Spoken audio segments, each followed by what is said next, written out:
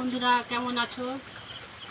আমি এখন খেতে বসে গেছি। সকালে জল দেওয়া ভাত, এখানে একটা কাঁচা লঙ্কা, এখানে পেঁয়াজ, এখানে আলু ভাজা, এখানে আম, আর এখানে এই কলা। আর এই খেতে বসে গেছি। তোমাদের খাওয়া হয়ে গেছে, আমি এই খেতে বসে গেছি। জন্য খেতে বস। আর জল দেওয়া ভাত কে কে পছন্দ করো আমার মতন সকালে, কমেন্টে জানাবে।